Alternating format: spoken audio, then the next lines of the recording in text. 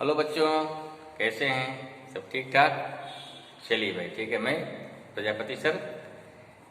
आज हम लोग जो है डिस्कस करेंगे ओम्स लॉ के बारे में, ठीक है। इसके पहले हमने आपको electric potential, EMF, potential difference, internal resistance, उनमें रिलेशंस क्या होता है, ये पिछले वीडियो में पूरा थ्योरेटिकली समझाया है, लॉजिकली हर चीज़ क्लियर किया है। आप अगर नहीं देखे तो उसको देखिए, तब आपको ओम्स लॉ बहुत बढ़िया से समझ में आएगा, ठीक है। तो अब देखिए ओम्स लॉ क्या है। इन्होंने क्या फाइंड किया, इन्होंने देखा कि वोल्टेज और करंट का क्या रिलेशंस है। अगर किसी सर्किट में करंट फ्लो हो रही है तो जो उसमें हम पोटेंशियल अप्लाई करते हैं, तो पोटेंशियल और वोल्टेज का क्या रिलेशंस है, उन्होंने अपने एक्सपेरिमेंट से फाइंड किया और उस एक्सपेरिमेंट के बेस पर तब क्या दिया, रूल दिया या लॉ दिया। ये क्या बोलते हैं, इसे बोलते हैं ओम्स लॉ। इसका देखो स्टेटमेंट क्या होता है। इसका स्टेटमेंट है, सिंपल क्या लिखेंगे, दिस इज ओम्स लॉ। यहाँ पे इट स्टेट्स दैट देखिए, if all the physical condition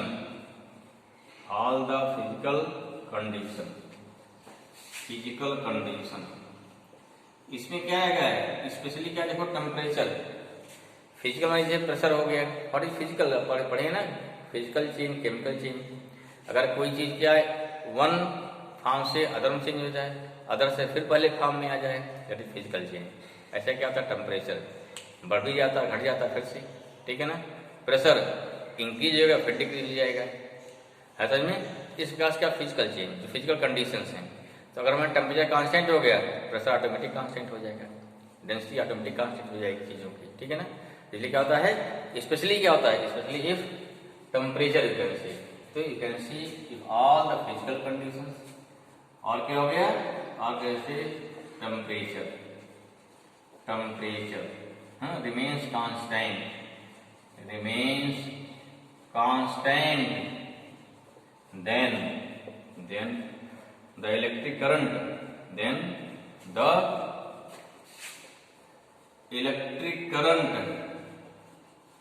ठीक है ना। इलेक्ट्रिक करंट क्या होती है इसमें, फिर देखें क्या हो जाएगा। Electric current means then electric current flow from a conductor is directly proportional to applied potential at the end of conductor. Once again, means it is said that if all the physical conditions, especially क्या होता है, temperature remains constant, then the electric current flow from any conductor is directly proportional to applied potential at the end of conductor, ठीक है ना। Condition यहाँ E remains, यहाँ E remains constant, ठीक है। चलो भाई, यहाँ क्या होगा, देखिए यहाँ क्या रहा है कि electric current is directly proportional to electric potential. थोड़ा इसे समझिए, जहाँ बच्चे कंफ्यूज होते हैं।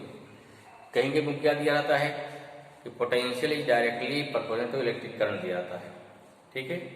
इसके अकॉर्डिंग क्या हो गया, इसके अकॉर्डिंग देयरफॉर क्या होगा, देयरफोर इलेक्ट्रिक करंट क्या हो गई हमारी, यहाँ हो गया इलेक्ट्रिक करंट, ठीक है ना भाई। डायरेक्टली प्रोपोर्शनल तो क्या हो गया, यहाँ दे जा रहा है इलेक्ट्रिक पोटेंशियल, ठीक भाई। या बोल दिया आई डायरेक्टली क्या हो गया, V। आई डायरेक्टली क्या, I directly proportional to V। इसको हटाएंगे, कांस्टेंट आएगा। कांस्टेंट कितना होता है, ये कांस्टेंट यहाँ 1/r आता है, इंटू V आएगा, या कितना, अगर इधर क्या हो जाएगा, I into R equal to V, या क्या हो जाएगा, V इक्वल टू IR। अब देखो भाई, जो समझना हमको, कहीं की आप क्या मिलेगा कि electric potential is directly proportional to electric current. यहाँ क्या दिया जा रहा है, electric current is directly proportional to electric potential.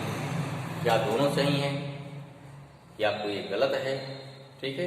ये थोड़ा हल्का विचार करो इसको, ठीक है। यहाँ देखो इलेक्ट्रिक करंट जो है पोटेंशियल के प्रोपोर्शनल है, या पोटेंशियल इलेक्ट्रिक करंट के प्रोपोर्शनल है। अब देखिए, अगर देखते हैं मैथमेटिकली तो दोनों सही है भाई, हैं। You know meaning of potential, meaning of directly proportional. इसके होता है कि डायरेक्टली प्रोपोर्शनल में अगर एक बढ़ता है तो दूसरा बढ़ेगा, एक घटेगा दूसरा घटेगा। इन द सेम वे दूसरा घटेगा पहला बढ़ेगा, उस पहला घटेगा। दूसरा बढ़ेगा तो पहला बढ़ेगा, दोनों सेम होता है। फॉर एग्जाम्पल, आप मार्केट में गए, दुकान पे गए, हमें क्या है मालूम, क्या है हमको शुगर लेना, चीनी लेना, मान लीजिए, क्या करेंगे, पैसा बढ़ाएंगे, चीनी का वजन बढ़ जाएगा, पैसा घटाएंगे, कम देंगे तो चीनी कम देगा, इसका उल्टा दे देगा। ज़्यादा चीनी मांगोगे अधिक पैसा देना पड़ेगा, कम चीनी मांगेंगे तो कम पैसा देना पड़ेगा। यहाँ दोनों क्या, इसी को बोलते हैं, ये भी हमारा डायरेक्टली प्रोपोर्शनल हो गया, ठीक है। देखिए ये डायरेक्टली प्रोपोर्शनल दो टाइप होता है, ठीक है, वो थोड़ा समझिए कि यहाँ रियल क्या है, एक्चुअल मीनिंग। दो टाइप होता है, यहाँ क्या है, यहाँ दोनों सेम है, दूसरे के सेम है, लेकिन कभी कभी क्या होता है कि पहला बढ़ेगा तो दूसरा बढ़ेगा, पहला घटेगा दूसरा घटेगा, लेकिन इसका रिवर्स नहीं पॉसिबल है। कभी कभी होता है कि इसका रिवर्स नहीं पॉसिबल होता है। जब रिवर्स ना पॉसिबल, वो भी क्या, अगर एक बढ़ रहा है उससे दूसरा बढ़ रहा है, पहला घट रहा है दूसरा घट जा रहा है, लेकिन दूसरा घटे तब पहला घटे, ये कोई जरूरी नहीं है। ठीक, क्या हो गया, ये वन डायरेक्शन हो गया, इंक्रीज या क्या हो गया, डिक्रीज। वन डायरेक्शन हो गया ना, एक ही डायरेक्शन क्या है कि दूसरे का घटना बढ़ना कहाँ डिपेंड कर रहा है, पहले के अनुसार, ठीक है। तो ये भी होता है डायरेक्टली प्रोपोर्शनल। दूसरा क्या है, पहला घटे बढ़े दूसरा उसका घटे बढ़े, या दूसरा घटा बढ़े उससे उसका पहला घटे बढ़े, तो ये भी क्या होता है, ये भी होता है डायरेक्टली प्रोपोर्शनल। क्लियर हुआ, समझ में आया। अब थोड़ा देखो, ध्यान समझो इसको। जैसे मान लीजिए यहाँ जो हमारा डायरेक्टली प्रोपोर्शनल वर्ड है, this thing all of note down, note कर लीजिए, तो डिस्कस कर रहे हैं हम लोग। मीनिंग समझिए इसको कि जो हमारा डायरेक्टली प्रोपोर्शनल का मतलब है, यहाँ क्या बोल दिया, जो बोल दिया डायरेक्टली प्रोपोर्शनल का मतलब समझो, प्रोपोर्शनल का मतलब यहाँ दो टाइप था। थोड़ा जो हिंदी में थोड़ा समझ लो क्या होता है तो क्लियर हो जाएगा। हिंदी में क्या बोलते हैं, जैसे मतलब क्या, एक बोलते हैं क्या, उसे बोलते हैं समानुपात, इसे बोलते हैं, ये भी क्या बोलते हैं, डायरेक्टली प्रोपोर्शनल, ठीक है। दूसरा क्या बोलते हैं, अनुक्रमानुपात, ठीक है ना, क्रमाण, या इसे बोलते हैं समानुपाती, इसे क्या बोलते हैं, ये देखो अंतर क्या समझिए। इसमें इक्वल है, इक्वल माने क्या है कि दो चीजें हैं, पहला इंक्रीज करेगा दूसरा इंक्रीज करेगा, पहला डिक्रीज किया दूसरा डिक्रीज किया, या पहले दूसरा इंक्रीज किया दूसरा इंक्रीज किया, पहला इंक्रीज करेगा, दूसरा डिक्रीज किया पहला डिक्रीज किया, दोनों दूसरे के, इसे बोलते हैं डायरेक्टली प्रोपोर्शनल। इसमें क्या है, इसमें अगर पहला इंक्रीज करेगा तभी दूसरा इंक्रीज करेगा, पहला डिक्रीज किया दूसरा डिक्रीज कर जाएगा, लेकिन दूसरा इंक्रीज करे तो पहला इंक्रीज कोई जरूरी नहीं है। ये समझिए, लॉजिक समझिए इसकी, तब क्लियर होगा। तब अब ग्राफ बनेगा, ग्राफ जो हमको ग्राफ समझना होता है, ठीक है, जो हमें ग्राफ समझना होता है तब ग्राफ आपका क्लियर होगा, ठीक है। फॉर एग्जाम्पल लेते हैं, क्या भाई इसको थोड़ा क्लियर करो इसी, इससे ग्राफ आप क्लियर हो जाए, ओम सदन बहुत बढ़िया क्लियर हो जाए, ठीक है ना, कि कौन सही है, V directly proportional to I सही है या I directly proportional to V सही है। क्लियर, देखो यहाँ समझा दिया। जैसे एग्जाम्पल यहाँ पे अपने लिए जैसे चीनी का और पैसे एग्जाम्पल ले लिया। यहाँ देखो भाई, यहाँ देखो, जैसे मान लो यहाँ आप सब लोग पढ़ाई कर रहे हो, ध्यान दीजिए, सब लोग पढ़ाई कर रहे हो, ठीक है। जैसे देखिए एक क्वेश्चन ले लिया, y को ले लिया मैंने 3x ले लिया, ठीक है। यहाँ देखो x अगर चेंज होगा तो y चेंज होगा, ऐसे मैथ जाओगे कैसे करते हो, x चेंज हुआ y चेंज हुआ, या y चेंज हुआ x चेंज हो जाएगा, ऐसा मैथ कर सकते हो ना। लेकिन रियल लाइफ में आइए, हमारा x क्या है, ये होता है, बोलते हैं इनपुट, जो इनपुट देंगे उसी के अकॉर्डिंग आउटपुट मिलेगा। मतलब इनपुट क्या है, जैसा हम पढ़ाई करेंगे उसी के अकॉर्डिंग क्या मिलेगा आपको, आउटपुट मिलेगा। कम पढ़ाई करेंगे तो कम रिजल्ट आएगा, बेकार रिजल्ट आएगा। अच्छी पढ़ाई करेंगे अच्छा रिजल्ट आएगा, मीडियम पढ़ाई करेंगे मीडियम रिजल्ट आएगा। ऐसा नहीं पहले रिजल्ट आ जाए फिर पढ़ाई कर लेंगे, ऐसा नहीं होता है।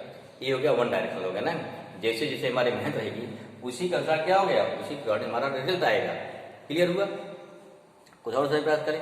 चलो देखो एक और देखिए वेरिएबल, जैसे आप हैं, आपके गार्जियन हैं, आपका अपने अलग थॉट है, आप भी वेरिएबल हो गए, आपके पेरेंट्स वो भी वेरिएबल है, उनके अपने अलग थॉट्स हैं, लेकिन क्या है, लेकिन आपको अपने गार्जियन के अकॉर्डिंग चलना है, ठीक। आपके गार्जियन आपके अकॉर्डिंग चलें या ना चलें, दैट इज नॉट मैटर, ठीक है ना, वो फ्री नहीं है, लेकिन आप मजबूर हैं, आप उनके अकॉर्डिंग चलना है। क्लियर हुआ, ये भी क्या, ये भी हो गया वन डायरेक्शन, जैसे जैसे आपके गार्जियन चलेंगे आपको उन्हीं को फॉलो करना है, ठीक है, ठीक है, वन डायरेक्शन हो गया। दूसरा क्या होता है आपका, इनपुट एग्जाम्पल कर दिया। ऐसे देखो करंट जो क्या वोल्टेज देखिए, ध्यान दीजिए, करंट तो वोल्टेज पे फट जाएगा ये। वोल्टेज देखिए कभी होता है फैन चल रहा है, फैन हमारा चल रहा है, अचानक फैन धीमा हो गया, क्या बोलते हो, करंट कम हो गई, क्या बोलते हो, वोल्टेज डाउन हो गया, वोल्टेज कम हो गया। क्यों? क्योंकि वोल्टेज क्या है, एनर्जी है। पावर जो पावर हाउस से सप्लाई आ रही है, माने एनर्जी वहां भेजी जा रही है ना, एनर्जी किस फॉर्म भेजी जा रही है, in form of potential. Energy कम भेजी जाएगी, करंट कम आएगी, करंट कम आई, फैन धीमा चलेगा। ज्यादा एनर्जी भेजी गई, ज्यादा इलेक्ट्रॉन भेजे गए, तब क्या हो गया, ज्यादा एनर्जी आएगी, ज्यादा करंट आ गई, ज्यादा करंट आ गई, फैन क्या तेज चलेगा। तो सोचिए कि करंट जो है डिपेंड कर रहा है पोटेंशियल पे, कि पोटेंशियल डिपेंड कर रहा है करंट पे। जाहिर बात है, यहाँ क्या है, यहाँ हमारा जो करंट है वो पोटेंशियल पर डिपेंड कर रहा है। पोटेंशियल के घटने बढ़ने से करंट ऑटोमेटिक घट बढ़ जाएगी। अरे सिंपल बात, टार्च लीजिए, आपने 1 से लगाया 1.5 वोल्ट का, टार्च जल रही, 2 से लगा दीजिए और तेज चमकेगी, 3 से लगा दीजिए और तेज चमकेगी। क्यों? जैसे जैसे वोल्टेज बढ़ा रहे हैं करंट ऑटोमेटिक बढ़ जा रही है।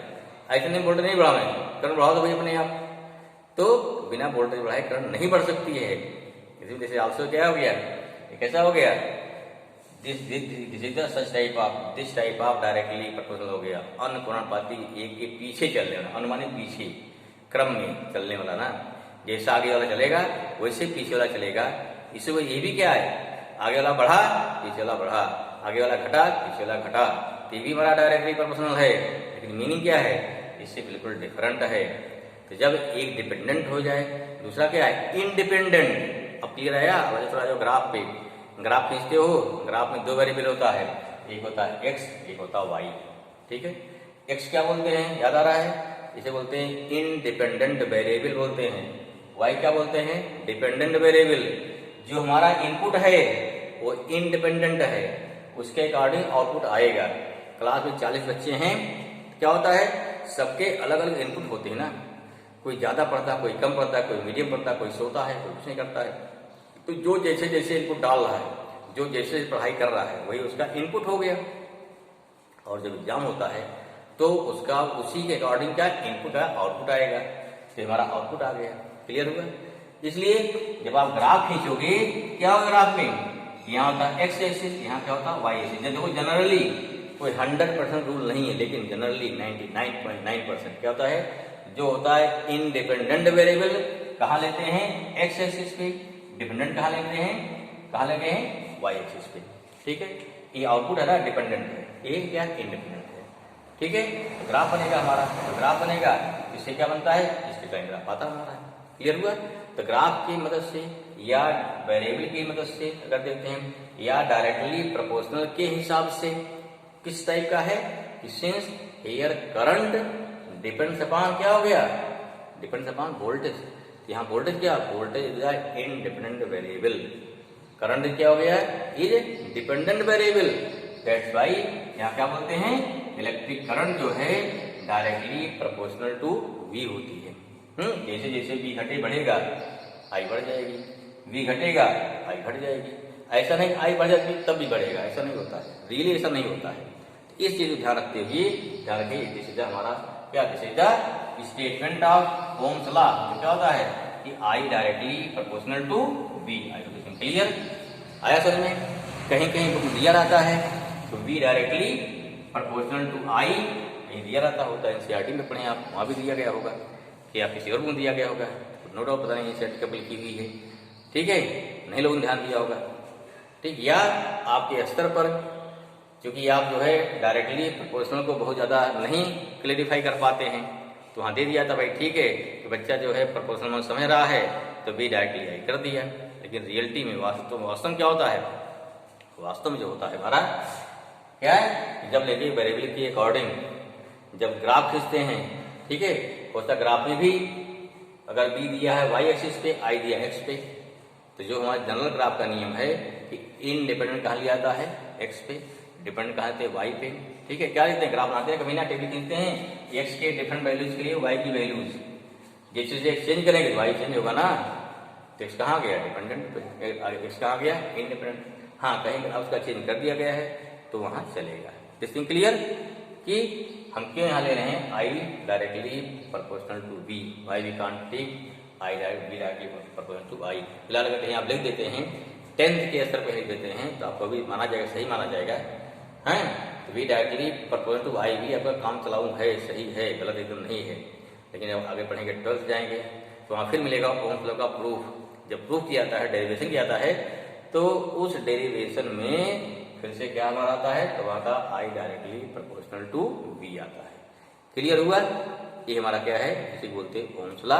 इसमें क्या हो गया, यहाँ पे हमने क्या दिखाया दिया आपको कि I directly proportional to V, या फॉर्मूला क्या बन गया, वहां फॉर्मूला बन गया था बी इक्वल टू आई। ठीक है, अब जब ग्राफ बने तो क्या बनेगा, इसका क्या बनाएंगे, अगर बनाते हैं नीचे ग्राफ बनाइए भाई, तो अगर बनते जो ग्राफ नीचे ग्राफ बना लीजिए। फिर से ग्राफ देखिए, ध्यान रखिए, ग्राफ में बी अगर हमारा यहाँ पे है, आई हमारा यहाँ पर है। अगर ग्राफ बनाए हो y equal to m x graph बनाए हो, पढ़े हो कहीं पे ग्राफ, तो जानते ग्राफ क्या बनता है, ये बनता है स्ट्रेट लाइन। क्या बनता है, straight line. This is the graph, क्या हो गया, ग्राफ ऑफ ओम्स लॉ। ध्यान रखना है, ये ग्राफ हो गया। अब देखो यहाँ आएगा slope. What is slope, slope क्या होता है, ये स्लोप हो गया माने परपेंडिकुलर अपॉन बेस। इससे पॉइंट हो गया ए, एक पॉइंट हो गया बी, एक पॉइंट हो गया सी, ये हो गया थीटा, एंगल थीटा हो गया, इसे स्लोप बोलते हैं ना। ठीक, यहाँ देखो स्लोप आप देखो, ध्यान दीजिए, ग्राफ अगर बना आई ऊपर है बी नीचे है, जो जनरली बनता है हमारा सही रूप है। हो सकता आप एनसीईआरटी पढ़ रहे हो या कहीं कोई भी पढ़ रहे हो, वहाँ बी यहाँ दिया, आई यहाँ दिया, पहले ध्यान देखो बी आई दिया कहाँ है, कहाँ पे गिवन है, उसके कारण तय करना है। पूछा था स्लोप में, स्लोप क्या शो करेगा, देखो क्या हो गया, यहाँ जो ये क्या शो कर रहा है भाई, देखो ये डिस्टेंस क्या है, यहाँ ले लो, मिला दो, यहाँ से देखिए, ये मिला दीजिए, क्या मान लो हो गया, ये हो गया I1, ये क्या हो गया I2, क्या शो किया डेल्टा आई, ये क्या देखो हो गया B2, ये क्या हो गया B1, क्या शो करेगा डेल्टा की शो करेगा ना यहाँ से।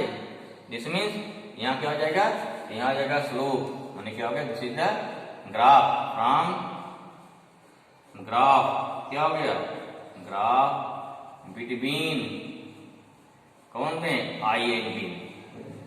क्या मिलेगा, ग्राफ क्या मिला हमारा, क्या हो गया, यहाँ स्लोप क्या मिला, slope of graph, slope of graph. ठीक, क्या मिलेगा, ये हो गया ए बी अपॉन हो गया बी सी, या क्या हो गया delta I upon delta V, या सिंपली क्या कहते हो आई अपॉन बी, कोई वैल्यू होगी ना आई अपॉन बी। अब देखो क्या हो जाएगा आई अपॉन बी, ये स्लोप हमारा हो गया, ये स्लोप क्या शो कर रहा है आई अपॉन, देखो क्या होता है, सिंस v इक्वल टू क्या होता है आई आर, आर इधर लाएंगे तो 1 अपॉन आर इक्वल टू कितना हो गया आई अपॉन बी आ जाएगा। यहाँ कितना आया, ये 1 अपॉन आर आया, क्या आया 1 अपॉन आर शो करता है। इसे बोलते क्या है, 1 अपॉन आर बोलते हैं कंडक्टेंस। क्या बोलते हैं, कंडक्टेंस। या स्लोप क्या होगा भाई, देखो परपेंडिकुलर बेस क्या होता है, इसे बोलते हैं क्या, इसे बोलेंगे टेन थीटा इक्वल टू क्या 1/r, देयरफॉर आर कितना आएगा, आर हो गया कॉट थीटा। क्या हो गया, स्लोप का जो कॉट होगा, ठीक है, this means the slope of angle of cot of the slope, therefore क्या हो गया, यहाँ क्या मिला, therefore the angle of cot of the slope of I V curve graph, ठीक है ना, सोज क्या हो गया भाई, shows resistance, shows resistance. Clear हुआ, ये हमारा ग्राफ का मतलब हुआ। आई क्वेश्चन क्लियर, ठीक है। अब देखो कहीं अगर किसी बुक में कहीं पर भी अगर दे दिया ये तो सही चीज है, कहीं स्टैंडर्ड बुक देखेंगे हमेशा क्या है कि बी कहाँ दे दिया जाएगा, एक्स पे, ई दिया जाएगा आई पे, हो सकता किसी बुक में, ठीक है। आपके इस तरफ क्या दिया गया है, इसको रिवर्स कर दिया गया हो, इतना नोट कर लिया। देखो आगे इसमें मैंने क्या दिया है, अगर मान लो किसी क्या दे दिया गया हो, ए दे दिया गया हो, बी ऐसा देखो, यहाँ बी दे दिया गया, यहाँ आई दे दिया, क्या हो जाएगा, अभी स्लोप आएगा तो बनेगा ऐसा, तब क्या स्लोप शो करेगा, देखो चीज क्या हो गई थी, ये हो गया ए, ये हो गया बी, ये हो गया सी, डेल्टा भी शो किया ना, ये आई हो गया, ये स्लोप हो गया, ठीक है। अब क्या हो जाएगा यहाँ पे, अब यहाँ हो जाएगा, अब ये क्या बी आई कर्व हो गया ना, यहाँ क्या हो गया slope of V I curve. अब क्या भाई स्लोप ध्यान, क्या स्लोप शो करेगा, देखो क्या हो गया, स्लोप देते हैं tan थीटा ना, tan थीटा इक्वल टू क्या हो गया AB upon BC delta I delta B, नहीं सॉरी डेल्टा B अपॉन क्या हो गया delta B upon delta I आ गया। या कितना हुआ tan थीटा इक्वल टू हो गया V बाई R सिंपली ना, इसे क्या मान सकते हैं भाई इक्वल वोल्टेज कितना हो गया मान लीजिए V बराबर हो गया, यहाँ कितना करंट कितनी हो गई I बराबर करंट हो गई ना डेल्टा I, कितना हो गया अब क्या V अपान I है भाई, V अपान I ये कितना था R ना, क्यों सिंस V इक्वल टू क्या होता है I R, V upon I कितना हो जाएगा R हो जाएगा। दिस मीन्स क्या हो गया V I कर्व में this shows R equal to क्या हो गया tan थीटा, और क्या हो गया देयरफॉर क्या हुआ देयरफॉर मिल जाएगा द टेंजेंट ऑफ क्या हुआ the tangent of angle of slope is equal to resistance क्या हुआ resistance of given conductor, given क्या हुआ भाई कंडक्टर। क्लियर हुआ, समझ में आया। अब आप ध्यान से क्वेश्चन पढ़ेंगे देखेंगे ग्राफ में V y पर है या x पर है, उसके अकॉर्डिंग जो हमारा स्लोप होगा स्लोप तय करेंगे कि सिंपल क्या पूछा गया कि slope of I V curve या slope of V I curve क्या शो करता है, क्या शो करता है। जो हमारा स्टैंडर्ड फॉर्म है आई यहाँ पर है, बी पहले ग्राफ बना दीजिए, ग्राफ बना तब दिखाइए हमारा स्लोप ए शो कर रहा है, बी कहाँ लिया एक्स पे, इसको कहाँ लिया वाई पे, तो उस समय स्लोप क्या शो करेगा 1/r। बी लिया एक्स वाई पर, ए लिया आई पर, तब स्लोप क्या करेगा tan थीटा। आपके एनसीईआरटी में यही दिया गया है, बी कहाँ लिया गया है वी लिया गया है एक्स वाई पर, आई कहाँ लिया गया है एक्स पर, जिससे आप कंफ्यूज ना हो। अगर एनसीईआरटी फॉलो कर रहे हैं तो ध्यान रखिए। तब क्या हो गया इसका स्लोप आप क्या हो गया स्लोप का जब टेंजेंट tan लेंगे तो उससे क्या निकलेगा, उससे निकलेगा रेजिस्टेंस। हमें रेजिस्टेंस निकालना है तो रेजिस्टेंस निकालने के लिए पहले देखेंगे कि V हमारा x पर है, V हमारा y पर है, उसके अकॉर्डिंग रेजिस्टेंस आप फाइंड करेंगे। तो अभी इसके एक आध दो नंबर कराएंगे तो उससे आपको चीजें क्लियर होंगी, ठीक है ना। I hope this clear. Okay भाई, अगर आपको इंटरेस्ट आया होगा बिल्कुल आया होगा तो आप लोग वीडियो को लाइक करिए, दोस्तों में शेयर करिए, चैनल सब्सक्राइब करिए। इससे क्या है, इससे मैक्सिमम लोगों तक ये जो कंफ्यूजन है दूर हो, बच्चों का पहुंचे, समझे, बच्चे क्वेश्चन दे करके सही सही उसका आंसर दे सके, ठीक है ना। तो नेक्स्ट में हम लोग क्या मिलेंगे, नेक्स्ट में इसको थोड़ा और कुछ न्यूमेरिकल लेंगे और इसको प्रैक्टिकल वेरिफिकेशन कैसे होता है उसके बारे में डिस्कस करेंगे, फॉर्मूला के बारे में। ओके।